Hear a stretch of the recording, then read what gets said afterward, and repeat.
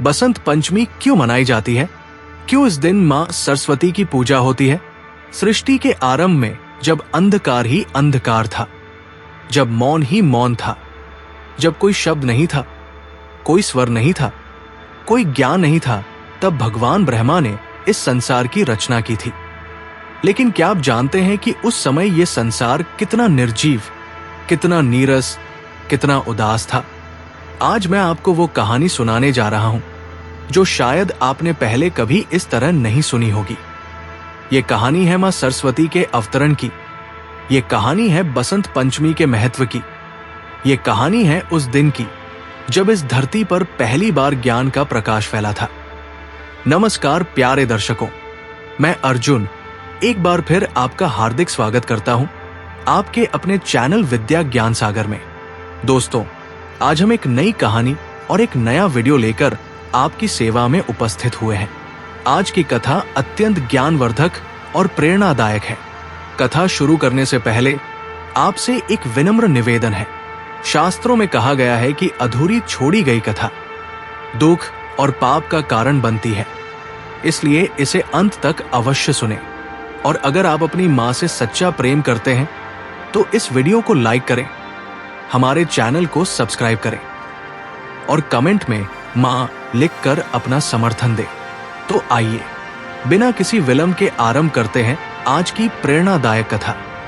जब ब्रह्मा जी ने सृष्टि की रचना की तो उन्होंने सोचा था कि वे एक अद्भुत संसार बनाएंगे।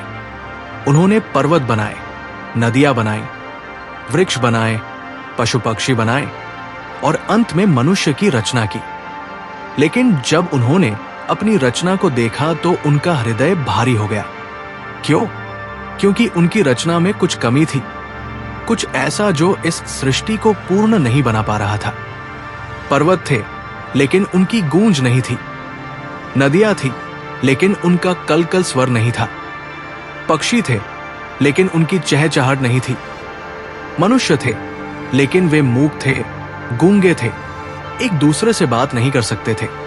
कोई भाषा नहीं थी, कोई संगीत नहीं था, कोई कला नहीं थी, कोई ज्ञान नहीं था। सब कुछ था लेकिन सब कुछ नीरस था, बेजान था। ब्रह्मा जी ने देखा कि मनुष्य भटक रहे हैं। वे अपने मन की बात दूसरों तक नहीं पहुंचा सकते, वे अपनी भावनाओं को व्यक्त नहीं कर सकते। माता अपने बच्चे को प्यार करना चाहती है लेकिन कह नहीं सकती। पिता अपने पुत्र को आशीर्वाद देना चाहता है लेकिन शब्द नहीं है। प्रेमी अपनी प्रेमिका से प्रेम प्रकट करना चाहता है लेकिन भाषा नहीं है। गुरु अपने शिष्य को ज्ञान देना चाहता है लेकिन माध्यम नहीं है। ब्रह्मा जी का हृदय पीड़ा से भर गया। उन्होंने सोचा, मैंने क्या किया? मैंने तो एक अधूरी सृष्टि बना दी। ये संसार तो एक कारागार बन गया है जहां सब कुछ होते हुए भी कुछ नहीं है। उन्हें अपनी रचना पर ग्लानि होने लगी। वे व्याकुल हो गए, उनकी आंखों में आंसू आ गए। एक पिता की तरह जिसका बच्चा बोल नहीं सकता, वैसे ही ब्रह्मा जी का हृदय दुखी हो गया। ब्रह्मा जी अपनी पीड़ा को अधिक समय तक सहन नहीं कर सके। उन्होंने निर्णय लिया कि वे भगवान विष्णु के पास जाएंगे और उनसे इस समस्या का समाधान मांगेंगे। ब्रह्मा जी क्षीर सागर की ओर चल पड़े, जहां भगवान विष्णु शेषनाग की शैया पर विराजमान थे और माता लक्ष्मी उनके चरणों की सेवा कर रही थी। जब ब्रह्मा जी वहां पहुंचे तो उनका चेहरा उतरा हुआ था, उनकी आंखें नम थी। भगवान विष्णु ने तुरंत समझ लिया कि कुछ गंभीर समस्या है। उन्होंने पूछा, ब्रह्मा देव, आप इतने व्याकुल क्यों हैं? क्या हुआ? ब्रह्मा जी ने अपनी व्यथा सुनाई। उन्होंने कहा, प्रभु, मैंने सृष्टि की रचना की लेकिन ये सृष्टि अधूरी है। इसमें प्राण तो है लेकिन स्वर नहीं है। यहाँ जीवन तो है लेकिन संगीत नहीं है। यहाँ मनुष्य तो है लेकिन भाषा नहीं है। मुझसे बहुत बड़ी भूल हो गई है। मैं अपनी रचना को पूर्ण नहीं बना सका। मुझे बताइए, मैं क्या करूं? भगवान विष्णु ने मुस्कुराते हुए कहा, ब्रह्मा देव, ये कोई भूल नहीं है, ये तो एक अवसर है। आप एक महान शक्ति का आह्वान करें, एक ऐसी शक्ति जो इस संसार को वाणी दे सके, संगीत दे सके, कला दे सके, ज्ञान दे सके। आप अपने कमंडल से जल लें और उसे धरती पर छिड़के। उस जल से एक देवी का आविर्भाव होगा जो आपकी इस समस्या का समाधान करेंगी। ब्रह्मा जी को आशा की किरण दिखाई दी। उन्होंने कहा, लेकिन प्रभु, ये देवी कौन होंगी? उनका नाम क्या होगा? भगवान विष्णु ने कहा, वे वाग देवी होंगी, वाणी की अधिष्ठात्री देवी। वे ज्ञान की देवी होंगी, कला की देवी होंगी, संगीत की देवी होंगी। उनके हाथों में वीणा होगी जो संगीत देगी। उनके मुख से शब्द निकलेंगे जो भाषा देंगे। उनकी कृपा से ज्ञान का प्रकाश फैलेगा।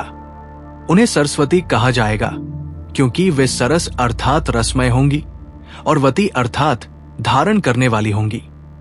ब्रह्मा जी ने भगवान विष्णु के निर्देशानुसार अपने कमंडल से जल लिया, लेकिन वे सोच में पड़ गए कि इस जल को कहाँ छिड़के? कौन सा स्थान इतना पवित्र होगा जहां ज्ञान की देवी का अवतरण हो सके? कौन सा समय इतना शुभ होगा? तभी उन्होंने देखा कि प्रकृति में एक परिवर्तन आ रहा है। सर्दी की कड़ाके की ठंड धीरे धीरे कम हो रही थी। पेड़ों पर नए पत्ते आने लगे थे, फूल खिलने लगे थे, हवा में एक मधुर सुगंध फैल रही थी। सारा वातावरण प्रसन्न लग रहा था। यह बसंत ऋतु का आगमन था।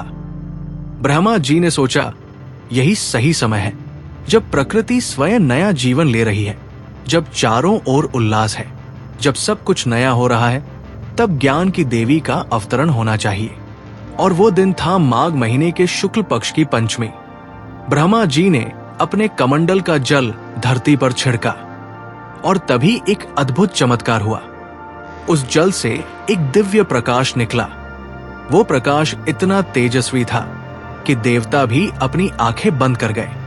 धीरे धीरे वो प्रकाश एक रूप लेने लगा और उस प्रकाश से एक अत्यंत सुंदर, दिव्य, तेजस्वी देवी का आविर्भाव हुआ। वे श्वेत वस्त्र धारण किए हुए थी जो ज्ञान की शुद्धता का प्रतीक था। उनकी 4 भुजाएं थी। एक हाथ में वीणा थी जो संगीत और कला का प्रतीक थी। दूसरे हाथ में पुस्तक थी जो ज्ञान का प्रतीक थी। तीसरे हाथ में माला थी जो ध्यान और एकाग्रता का प्रतीक थी। और चौथे हाथ में कमल था जो पवित्रता का प्रतीक था। उनके साथ एक हंस था जो विवेक का प्रतीक था, जो दूध और पानी में भेद कर सकता था, सार और असार में फर्क कर सकता था। देवी का मुखमंडल इतना दिव्य था कि उसे देखकर सभी देवता मंत्रमुग्ध हो गए। उनकी आंखों में करुणा थी, उनके होठों पर मुस्कान थी, उनके चेहरे पर शांति थी। वे मां सरस्वती थी, वाग देवी थी, ज्ञान की देवी थी। मां सरस्वती ने जैसे ही अपने हाथों में वीणा उठाई और उसके तार छेड़े, एक मधुर स्वर निकला। यह संसार का पहला संगीत था, पहला स्वर था। सारी सृष्टि स्तब्ध रह गई। पर्वतों ने पहली बार उस स्वर की गूंज सुनी। नदियों ने पहली बार कलकल करना सीखा। पक्षियों ने पहली बार चहचहाना सीखा। हवा ने पहली बार सरसराना सीखा। और तब मां सरस्वती ने अपने मुख से पहला शब्द बोला, ओम। यह ब्रह्मांड का पहला शब्द था, सबसे पवित्र शब्द था। इस एक शब्द में ही पूरा ब्रह्मांड समाया हुआ था। इस एक शब्द से ही सभी भाषाओं का जन्म हुआ। इस एक शब्द से ही सभी वेदों का जन्म हुआ। मनुष्यों ने पहली बार अपने मुख से आवाज निकाली। पहले तो अस्पष्ट आवाजें आई, फिर धीरे धीरे शब्द बनने लगे।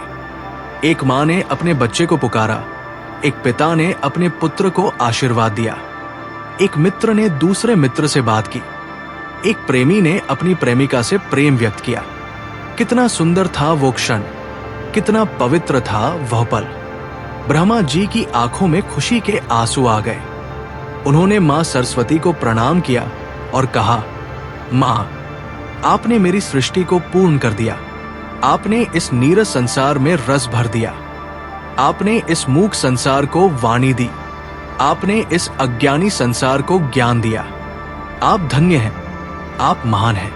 मां सरस्वती ने मुस्कुराते हुए कहा, ब्रह्मा देव, ये तो मेरा कर्तव्य था, लेकिन मैं आपसे एक वचन मांगती हूं। जब भी कोई मनुष्य ज्ञान की कामना करे, जब भी कोई कला सीखना चाहे, जब भी कोई विद्या प्राप्त करना चाहे तो वो मुझे याद करे। मैं उसे अपना आशीर्वाद दूंगी। लेकिन ये भी याद रखें कि ज्ञान का उपयोग केवल भलाई के लिए होना चाहिए, बुराई के लिए नहीं। ब्रह्मा जी ने कहा, मां, आपकी ये बात सत्य है, लेकिन मनुष्य तो मनुष्य है, उसमें अच्छाई भी है और बुराई भी। कभी वो आपके ज्ञान का दुरुपयोग भी कर सकता है। मां सरस्वती ने गंभीरता से कहा, हाँ, ये सत्य है। इसीलिए मैं केवल उन्हें ज्ञान दूंगी जिनका हृदय शुद्ध होगा, जिनकी नीयत साफ होगी। जो घमंड से भरा होगा, जो अहंकारी होगा, उसे मेरा ज्ञान नहीं मिलेगा। ज्ञान तो विनम्रता मांगता है, विवेक मांगता है, समर्पण मांगता है। अब प्रश्न उठता है कि बसंत पंचमी को ही क्यों चुना गया मां सरस्वती के अवतरण के लिए? इसके पीछे गहरा अर्थ है। बसंत ऋतु नवजीवन की ऋतु है। सर्दी की कठोरता के बाद प्रकृति फिर से जीवित हो उठती है। पेड़ों पर नए पत्ते आते हैं, फूल खिलते हैं, पक्षी चहचहाते हैं, सारा वातावरण खुशी से भर जाता है। ये ऋतु परिवर्तन की ऋतु है, नवीनीकरण की ऋतु है। ठीक उसी तरह ज्ञान भी मनुष्य को नया जीवन देता है। जब किसी अज्ञानी व्यक्ति को ज्ञान मिलता है तो उसका जीवन बदल जाता है। वो अंधकार से प्रकाश की ओर आता है, वो मूर्खता से विवेक की ओर आता है। ये एक नया जन्म है, एक नई शुरुआत है। माघ महीने की शुक्ल पक्ष की पंचमी को ये अवतरण हुआ। पंचमी का अर्थ है पांचवा दिन। 5 हमारे पंच तत्वों का प्रतीक है, पृथ्वी, जल, अग्नि, वायु, आकाश। ये पांचों तत्व मिलकर इस सृष्टि की रचना करते हैं और मां सरस्वती ने इन पांचों तत्वों में प्राण फूंक दिया, उन्हें स्वर दिया, उन्हें ज्ञान दिया। मां सरस्वती के अवतरण के बाद युग बीत गए। उनकी कृपा से अनेक विद्वान हुए, अनेक कवि हुए, अनेक संगीतकार हुए। लेकिन एक बार ऐसा भी हुआ जब किसी ने मां सरस्वती के ज्ञान का घोर दुरुपयोग किया। वो था रावण। रावण महान विद्वान था। उसने चारों वेद कंठस्थ किए थे। वो संगीत में निपुण था। वो शास्त्रों का ज्ञाता था। लेकिन उसमें एक बहुत बड़ा दोष था, अहंकार। उसे अपने ज्ञान पर इतना घमंड था कि वो स्वयं को सबसे श्रेष्ठ मानने लगा था। वो देवताओं को भी तुच्छ समझने लगा था। एक बार रावण ने सोचा कि वो मां सरस्वती को भी अपने वश में कर लेगा। उसने कठोर तपस्या की, वर्षों तक तपस्या की। मां सरस्वती प्रसन्न हुई और उसके सामने प्रकट हुई। लेकिन जब उन्होंने रावण के मन में झांका तो उन्हें उसका अहंकार दिखाई दिया। मां सरस्वती ने कहा, रावण, तुम महान विद्वान हो, ये सत्य है, लेकिन तुम्हारे भीतर अहंकार भी है। तुम अपने ज्ञान का दुरुपयोग कर रहे हो। तुमने अपनी विद्या से संसार का कल्याण नहीं किया, बल्कि अधर्म का मार्ग अपनाया है। रावण ने अहंकार से भरकर कहा, मां, मैं तो केवल अपना अधिकार मांग रहा हूं। मैं इतना विद्वान हूं, इतना ज्ञानी हूं, फिर क्यों मुझे वो सम्मान नहीं मिलता जो मुझे मिलना चाहिए? क्यों देवता मुझसे ईर्ष्या करते हैं? मां सरस्वती ने दुख से कहा, रावण, ज्ञान तो तुम्हारे पास है, लेकिन विवेक नहीं है। तुम्हारे पास विद्या है, लेकिन विनम्रता नहीं है। ज्ञान बिना विनम्रता के अभिशाप बन जाता है। याद रखो, जितना बड़ा ज्ञान होगा, उतनी ही बड़ी विनम्रता होनी चाहिए। जब कोई पेड़ फलों से लद जाता है तो वह झुक जाता है, लेकिन जो पेड़ खाली होता है वो अकड़ कर खड़ा रहता है। तुम खाली पेड़ हो रावण, दिखावे में भरे हुए, लेकिन असल में खोखले। रावण को ये बात बहुत बुरी लगी। उसका अहंकार और बढ़ गया। उसने कहा, मां, आप भी देवताओं के पक्ष में हैं। ठीक है, मैं अपने ज्ञान से स्वयं सिद्ध करूंगा कि मैं सबसे श्रेष्ठ हूं। मां सरस्वती ने करुणा से कहा, रावण, ये तुम्हारा अंतिम मौका है। अपना अहंकार त्याग दो, नहीं तो तुम्हारा पतन निश्चित है। ज्ञान तुम्हें ऊपर उठा सकता है, लेकिन अहंकार तुम्हें गिरा देगा। लेकिन रावण नहीं माना। उसने मां सरस्वती का ये आशीर्वाद अस्वीकार कर दिया। और हम सब जानते हैं कि रावण का क्या अंत हुआ। उसका घमंड उसके विनाश का कारण बना। मां सरस्वती का दिया हुआ ज्ञान भी उसे नहीं बचा सका, क्योंकि उसमें विनम्रता नहीं थी। कहते हैं कि बसंत पंचमी के दिन ही कृष्ण और राधा की पहली मुलाकात हुई थी। वृंदावन में बसंत का मौसम था। चारों ओर फूल खिले हुए थे। हवा में मधुर गंध फैली हुई थी। कृष्ण अपनी बांसुरी बजा रहे थे। राधा ने जब पहली बार वो बांसुरी की धुन सुनी तो वे मंत्रमुग्ध हो गई। उन्होंने पहले कभी ऐसा संगीत नहीं सुना था। वो संगीत उनके हृदय को छू गया। वे उस संगीत की ओर खिंची चली गई। जब राधा और कृष्ण की नजरें मिली तो मानो समय रुक गया।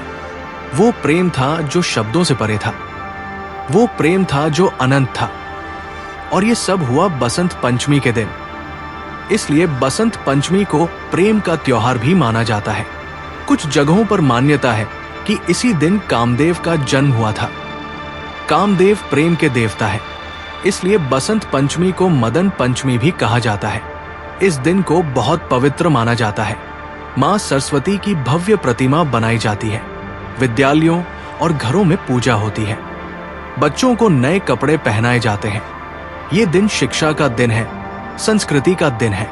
मां सरस्वती के प्रत्येक प्रतीक का गहरा अर्थ है। श्वेत वस्त्र, श्वेत रंग शुद्धता का प्रतीक है।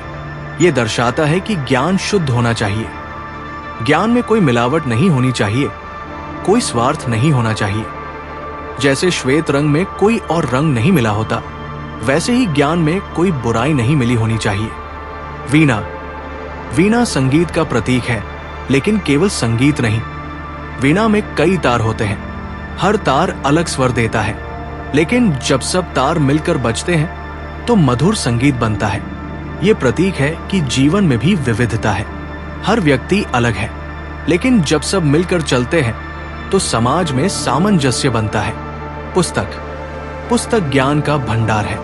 ये दर्शाती है कि ज्ञान को संरक्षित करना जरूरी है। पीढ़ी दर पीढ़ी ज्ञान को आगे बढ़ाना जरूरी है। पुस्तकें हमारी विरासत है, हमारी संस्कृति है। माला, माला ध्यान और एकाग्रता का प्रतीक है। ज्ञान प्राप्त करने के लिए मन को शांत रखना जरूरी है, एकाग्र होना जरूरी है। भटकते मन से ज्ञान नहीं मिलता। कमल, कमल पवित्रता का प्रतीक है। कमल कीचड़ में खिलता है, लेकिन कीचड़ उसे छू नहीं पाता। वैसे ही एक ज्ञानी व्यक्ति संसार में रहता है, लेकिन संसार की बुराइयां उसे प्रभावित नहीं करती। वो निर्लिप्त रहता है। हंस, हंस विवेक का प्रतीक है। कहते हैं कि हंस दूध और पानी के मिश्रण से केवल दूध पी सकता है, पानी छोड़ देता है। वैसे ही एक ज्ञानी व्यक्ति सार और असार में भेद कर सकता है। वो सत्य को पहचान सकता है, असत्य को त्याग सकता है। चार भुजाएं, चार भुजाएं चार दिशाओं का प्रतीक है। यह दर्शाता है कि ज्ञान सर्वव्यापी है। ज्ञान की कोई सीमा नहीं है। मां सरस्वती सभी दिशाओं में ज्ञान का प्रकाश फैलाती है। तो ये थी कहानी मां सरस्वती की। ये थी कहानी बसंत पंचमी की। मां सरस्वती ने इस संसार को वाणी दी, संगीत दिया, कला दी, ज्ञान दिया। उन्होंने इस नीरस संसार को रसमय बना दिया। उन्होंने इस मूक संसार को स्वर दिया। उन्होंने इस अज्ञानी संसार को ज्ञान का प्रकाश दिया। तो आइए इस बसंत पंचमी पर हम सब मिलकर मां सरस्वती से प्रार्थना करें। उनसे ज्ञान मांगे, विवेक मांगे, शक्ति मांगे, लेकिन साथ ही विनम्रता भी मांगे, करुणा भी मांगे, प्रेम भी मांगे। क्योंकि ज्ञान तभी सार्थक है जब उसके साथ प्रेम हो, करुणा हो, मानवता हो। ओम एस सरस्वत्ये नमः। जय मां शारदे, जय मां सरस्वती, जय ज्ञान, जय विद्या।